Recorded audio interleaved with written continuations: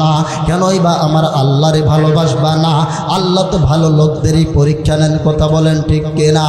আরে বন্ধু, আইয়ুব আলাইহিস সালাম একটা গ্রাম নয়, দুইটি গ্রাম ত্যাগ করিয়া জায়গা না পাইয়া বিশাল বড় একটা জঙ্গলের মধ্যে বাড়ি করেছে। এরপরও রহিমা তার স্বামীকে ছেড়ে যায় নাই।